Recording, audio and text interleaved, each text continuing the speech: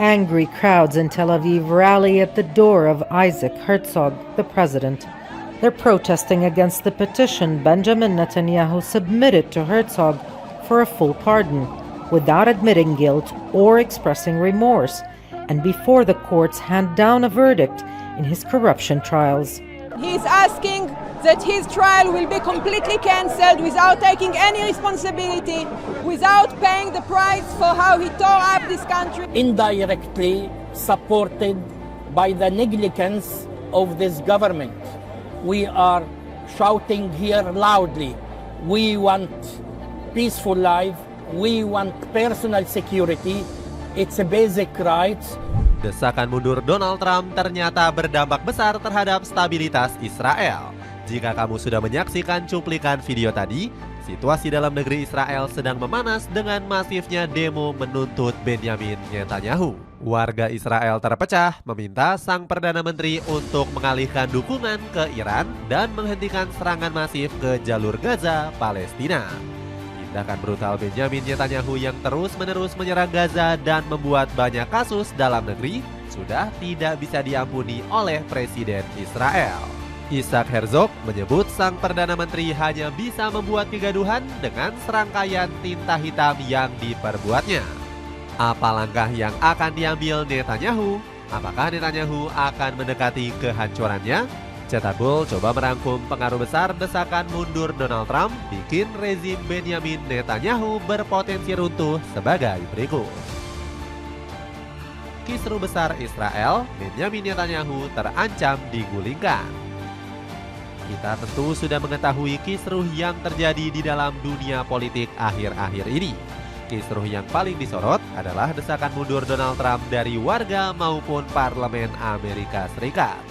Jika kamu sudah menonton video Cetak Gol sebelumnya, pasti sudah tahu kemarahan Parlemen Tinggi Amerika Serikat. Ted Lieu menuntut sang presiden untuk segera mundur dari jabatannya.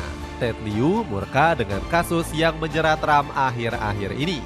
Sang presiden dianggap telah mengendalikan hukum terhadap kasus dugaan pelecehan seksual dalam dakwaan Jeffrey Epstein.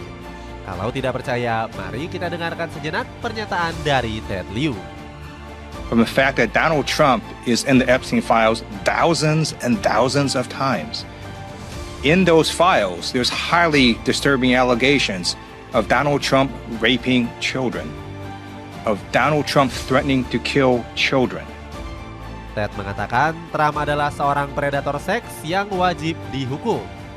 Ternyata di balik carut-marutnya Amerika Serikat, Israel telah merasakannya terlebih dahulu. Di awal bulan Januari kemarin, ribuan warga Israel melakukan demo besar-besaran. Mereka menuntut Benjamin Netanyahu untuk segera mundur dari jabatannya sebagai Perdana Menteri. Nampak para pendemo membawa poster bertuliskan uang, martabat, kekuasaan, penjara dalam bahasa Ibrani. Kalau mengambil kesimpulan, mereka menilai Netanyahu haus akan kekuasaan. Para pendemo meminta sang Perdana Menteri agar segera dimasukkan ke dalam penjara.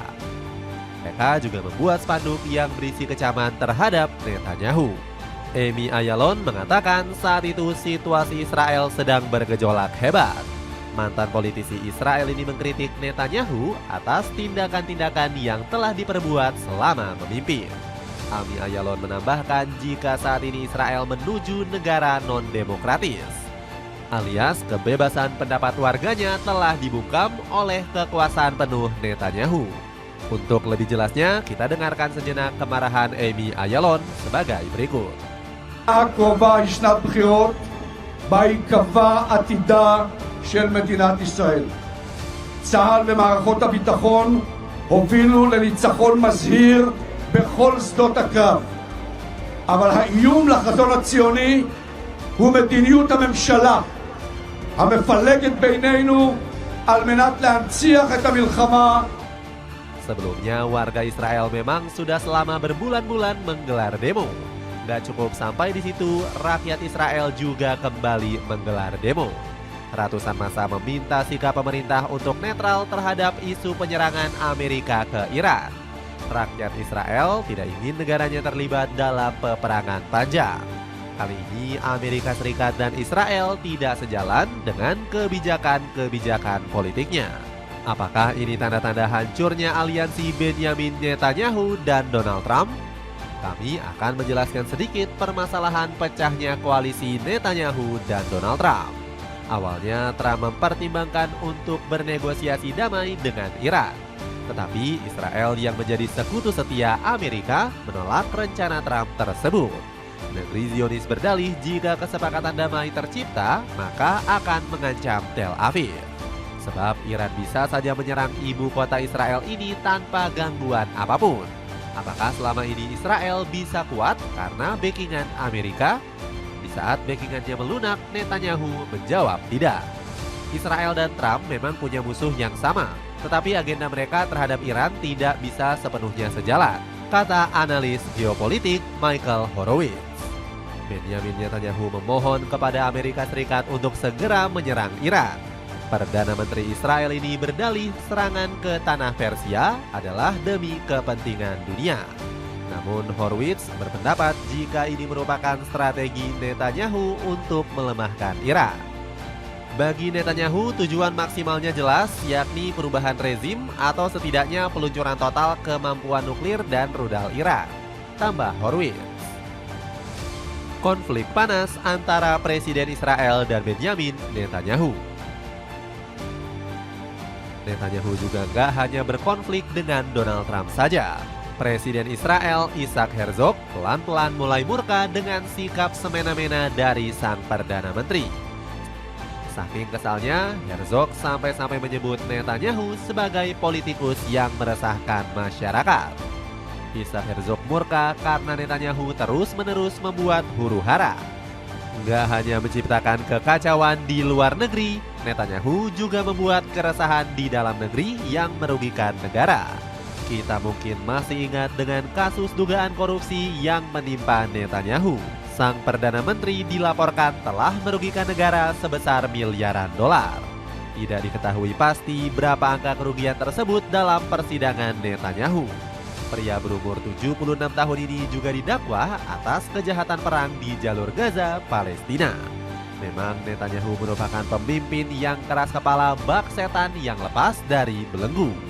Meski telah bergabung di Board of Peace, Netanyahu masih saja menyerang warga Gaza. Akibatnya Indonesia mempertimbangkan untuk keluar dari BOP buatan Donald Trump. Saking posisinya terdesak, Netanyahu memohon untuk diampuni atas kasus-kasusnya. Menurutnya kasus ini bisa menjadi perpecahan bangsa Israel. Namun rakyat Israel nampaknya sudah pintar dan enggan memberikan pengampunan kepada Netanyahu. Dia meminta agar persidangannya dibatalkan sepenuhnya tanpa bertanggung jawab, tanpa membayar harga untuk bagaimana dia menghancurkan negara ini. Rakyat Israel memahami apa yang dipertaruhkan dan ini benar-benar menyangkut masa depan negara, kata Sigma Bresler selaku aktivis. Nggak hanya rakyat, Yair Lapid juga mengatakan tidak ada pengampunan terhadap Netanyahu. Pemimpin oposisi partai Israel ini memaksa Netanyahu untuk mau mengakui kesalahannya. Sementara Yair Golan malah meminta Netanyahu untuk segera mundur. Hanya orang bersalah yang mencari pengampunan. Netanyahu, mundurlah, tegas Golan selaku mantan kepala militer Israel. Pengen jogging tapi pengen tampil casual juga? Cobain sepatu lari dari Lido yang kini turun harga. Cek linknya di bawah ini. Israel semakin mendekati kehancuran. Meski Netanyahu sukses mengakali hukum di negaranya, Israel saat ini menghadapi ancaman serius. Niat Netanyahu menghalang-halangi perdamaian Amerika-Iran menyebabkan eskalasi besar. Untungnya Trump enggan menuruti rayuan dari Netanyahu. Presiden Amerika Serikat ini tak berniat untuk menyerang Iran dan tetap mengedepankan perundingan damai. Bisa jadi Trump ciut karena Iran mengancam bakal menyerang fasilitas militer mereka. Hal ini disampaikan langsung oleh penasihat Ayatollah Ali Khamenei bernama Ali Samkhani. Jika Amerika menyerang, kami akan menggempur Israel, tegas Ali Samkhani. Posisi negeri Zionis saat ini sedang terancam oleh strategi cincin api Iran.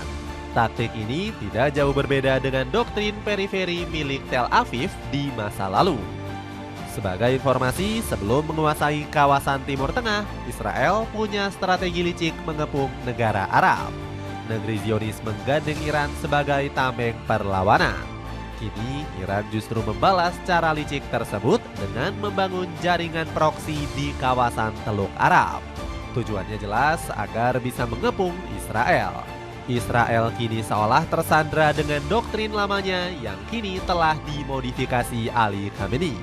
Strategi ini bahkan lebih kuat ketika Iran difasilitasi rudal-rudal balistik dan hipersonik.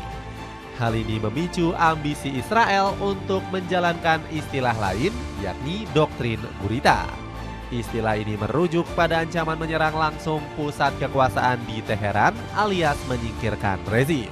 Tapi kini rencana tersebut berpotensi gagal karena Amerika enggan menyerang Iran. Pertanyaannya, apakah Israel bakal menyerang negeri tanah Persia seorang diri? Apabila berani menyerang, bisa dipastikan Israel terperangkap dalam perang regional berkepanjangan. Kekalahan perang bisa saja terjadi di depan mata karena tidak adanya bantuan sekutu. Jika ini terjadi, Israel bakal disibukkan dengan perang melawan Iran. Dampak positifnya, negeri Zionis bisa berhenti membabi buta rakyat kota Gaza yang saat ini masih butuh uluran tangan. Apakah ini menjadi tanda-tanda akan kemenangan Palestina? Kita nantikan saja drama selanjutnya. Pengen cari sepatu sneakers dengan model vintage? Cek informasinya untuk dapetin harga termurah. Itulah ulasan pengaruh besar desakan mundur Donald Trump bikin Benjamin Netanyahu berpotensi runtuh. Bagaimana pendapatmu? Akankah ini menjadi tanda-tanda rezim Benjamin Netanyahu bakal lengser dari jabatannya? Coba tulis pendapatmu di kolom komentar di bawah ini.